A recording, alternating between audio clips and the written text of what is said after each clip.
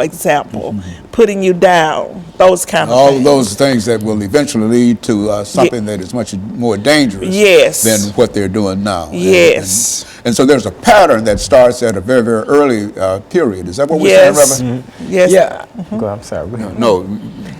Yeah, I think it does, because I know in a lot of situations, and I can speak to my situation as well, that, it's what we see in the home a lot of times, that we do ourselves, and it seems like, in some situations, it seems like that's the natural normal thing. If you take a child that's growing up in a home where domestic violence is there, then it seems to be natural. I mean, because if this is what you're seeing, and you're not seeing, the healthy stuff, then you felt like what you're looking at and what you're experiencing, that's the norm. That's where it is. So you grow up and you feel like, you duplicate that thing. But I think the whole process with the domestic violence, and looking back, it was just a matter of wanting to control, to be in control, I run this, and you're going to do what I say, and it's going to be my way, and then, and what I've learned, I've learned over the years, man, Dr. Haney, I learned the art of crying. And that's what a lot of people need to be taught how to cry.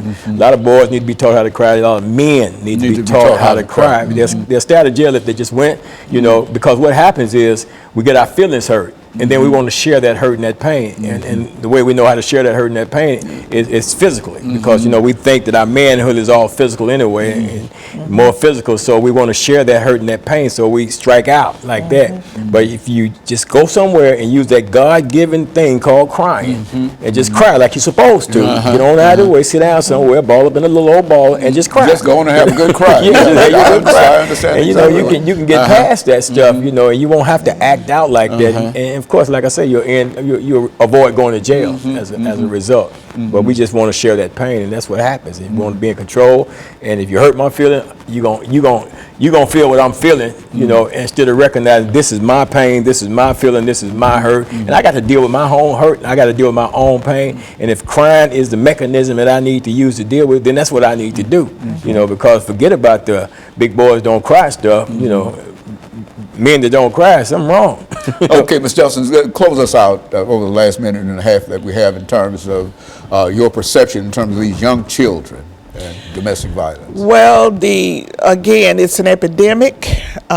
We need to educate our children. We need to talk to them. We need to tell them the danger signs, what to look for. And through that education, to look at it, it's not that they love you. They're just this person is just trying to be in control. It's my way or no way, or it's my way or the highway, that kind of thing. And so in a real sense, domestic violence starts at an early age, and if we can start sort of nip it in the bud, at least make young children much more sensitive and much more knowledgeable in terms of that there's a possibility that we might be able to stop it from occurring later on in life. And also, Dr. Haney, to get them to show them what a healthy relationship really looks like. They don't know what that is. So we have an obligation to educate them in that area as well. Yeah, I think that's what the pastor said, is that if you don't know that relationship, if you don't know what a healthy relationship is, you think that what you're doing and the noise that you make, the cursing that you do, the hurt that you inflict is something that is common, you see. And I think that when you live within an area, a community, then that's a part of that. And let me thank the two of you, because later on we're going to have two more individuals to talk about this. And we'll be back with our audience following this very, very short commercial break.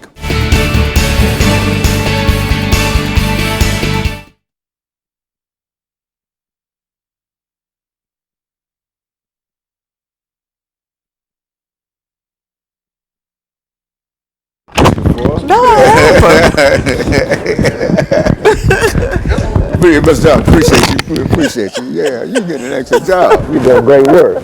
You're doing great work, lady. But see, back in last year, I was telling Pastor Walker, they had an ACEs summit. A lot of people don't even know about ACEs, but I can tell you about that later. That sounds good. Brother Johnson, you want to sit here? Ms. Furr, Tracy Furr, okay.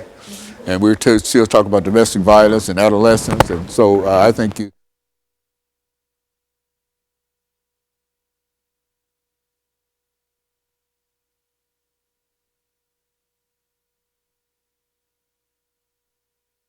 when we start saying domestic violence and adolescents, and we're going to Tracy Furr, Yes, sir. you see, and then we want to start off at about the first 2 minutes of giving you your background, you know, who you are. You saw the way we did. Yes, sir. Ms. Johnson. Yes, sir. Mr. Johnson, mic check, please. And then after the, yeah. go Sir, Say your name and count to 10 for mic check.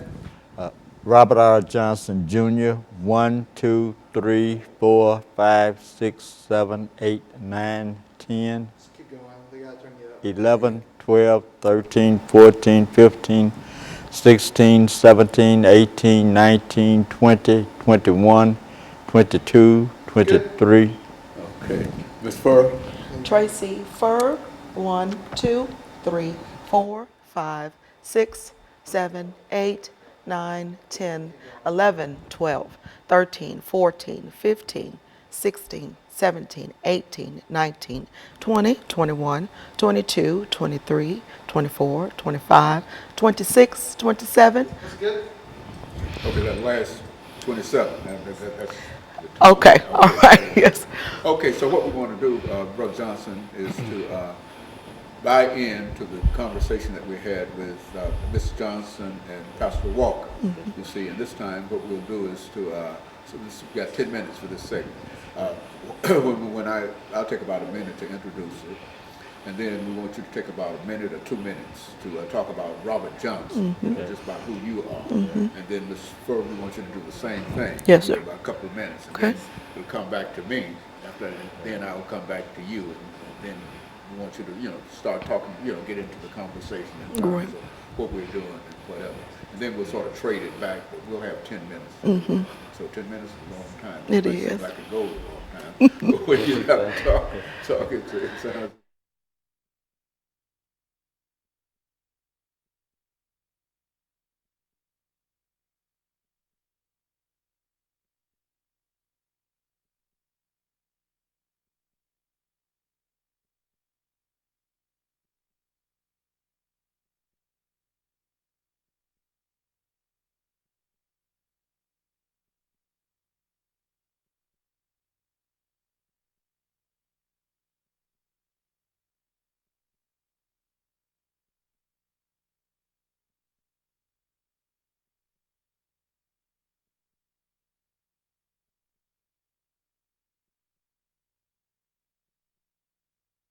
Don't swing it. Keep your chair still.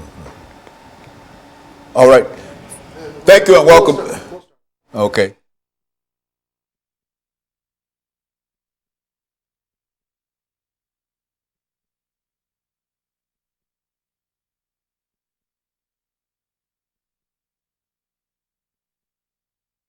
Thank you and welcome back to the final segment of the show for today. We've been joined by Mr. Robert Johnson and Ms. Tracy Furr, who will also give us some information in reference to domestic violence and adolescents. But before we get into that, Mr. Johnson, let's see if we can have you to give us a couple of minutes of information about your background, your education, and some of your experiences. And Ms. Furr will do the same thing, and then we'll get into further aspects of domestic violence and adolescence. Yes, sir, Dr. Haney. I grew up in Mobile, Alabama, graduated from Central High School there in 1964. At that time, I enlisted in the Army and served 2 years while doing 1 year in Vietnam. After my 2 years with the military, I went back to Mobile, spent a few months with my family, and then moved to Nashville, Tennessee. At that time, I went to the, at that time it was Nashville Business College. I spent about 18 months studying there, and after that time, just began to get various jobs in the community, better jobs because I had gone to school. And around 1988, well, in 1985, I met my wife, Joyce Johnson. I met her, and at the same time, I had been praying that that God would give me an opportunity to work with younger people. And so my wife was working at Cumberland Hall, which was, changed that name to HAC later, but it was a psychiatric hospital for teens and adults. I applied over there. She was working part-time. I applied there for a job, and I couldn't believe that they gave me the opportunity to serve as a counselor for the next 10 years. During that 10-year period, after about 5 years of working there, the criteria started being higher. They wanted college degrees, at least a BS, to in a social field to work as counselors. And so it was a blessing for me because I had already spent more than 5 years of steady working on the job for 10 years. And that's exciting field working with kids. A lot of the kids that I worked with were sexually abused, physically abused, and sometimes all other types of abuses. And it's good to see those kids. You like to think that when they get grown, that you can see some gratification, but that's not a what you would call instant gratification job. You have to be patient. Sometimes it takes years for to see people what to you're change. looking for. Very good. Yes, Okay, Ms. Furr, let's talk about your situation that brings you to us this morning. Absolutely. Dr. Haney, my name is Tracy Furr. I was born and raised in Birmingham, Alabama. Graduated from Ramsey High School in 1988. After graduating from high school, I attended Jacksonville State University, majored in communications. I had my oldest daughter, who is now 25, and then got married and relocated here to Nashville, Tennessee, where I pursued my bachelor's degree, then changing my major to information technology. So I came into information technology because I could get a good job at that time in the early 90s, which was the wave of technology.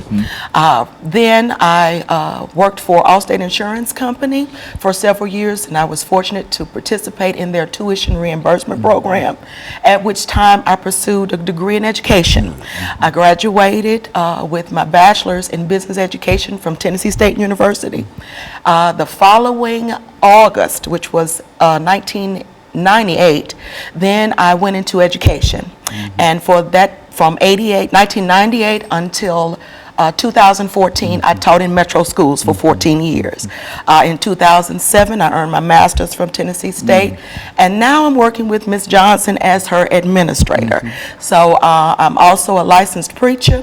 So part of what we're doing with YCC is really coming together to make sure that we're handling the business of YCC and also trying to effectively make change in our adolescents that are dealing with domestic violence. Mr. Johnson, I would imagine that as a counselor, you probably had many opportunities to deal with this issue of domestic violence in adolescents. What are some of the things that you would tell our audience this morning about? Well, back in during that time frame, we concentrated more on the anger management and the abuses, and we didn't have a lot at that particular time. Domestic violence wasn't looked at as that important. As a problem, as a real problem. Other than the family members being abusive themselves. But now, the way it's changed to me is that the domestic world now wants to look at the whole family because the whole family is involved. And one thing that I didn't say was that I just retired here a few years ago from the state of Tennessee, working as a correctional corporal. And I worked at DeBerry Special Needs, which is the mental health facility for the state of Tennessee. And so we had a lot of counseling over there. The social workers did with the inmates on abuses. And I think that helped, but I guess what I want to say is that I got a chance to see the young adults and you know, because sometimes we had people from the age 20 on up. And so to having people 20 years old and up means that there were some family issues. In most cases, there were family issues. Very good. Ms. Furr, in terms of your profession in reference to this, what are some of the words that you can leave with our audience this morning in terms of what they ought to know or what they ought to do in reference to adolescent domestic violence? Absolutely. Dr. Haney, we know that the research bears out, as stated earlier in your program, that this behavior begins very young. There is a study called ACEs that is being performed nationally, and this is talking about adverse childhood experiences and how that plays even into physical behaviors, diseases and things that children are dealing with that come out of abusive situations. So we need to know and make your audience know that this is something we need to get involved in. We no longer need to sit back and just let this thing be, because until we are actively involved, we can't make that change. And as an educator teaching in middle school and in high school, I saw this played out every day. So that's part of my passion, coming from education, seeing teenagers and preteens who were experiencing this. And now social media has somewhat glamorized this behavior. And the churches are failing. No longer are the days of community centers where children have outlets to go to. That's far and very rare, where children are even involved in athletic programs and things to keep them focused. So now they're consumed with the internet and consumed with their phones, and now all of this reality television has just taken off in ways we can't even imagine. So we have an obligation, as Ms. Johnson stated earlier, to get involved and get seriously involved in helping our children become better young women and better young men. As a matter of fact, I think we had an incident not in this city not long ago in reference to a large number of young children being involved in that. Absolutely. And so that's the kind of domestic violence, that's the kind of violence that you find among young children now. So, for the world to see in a real sense. And so let me thank the two of you, as well as Pastor Walker and Ms. Johnson, for coming by and giving us that excellent information today, because I think that all of us are aware of what children are doing, but at the same time, there's no systematic attempt to try to make them do something different. And I think that, as you indicated, they no longer have the community centers and et cetera. And so I want to thank the two of you for coming by and joining those two for giving us this excellent information. And let me encourage our audience to tune in again next week for another informative edition of Comments. Thank you and good night.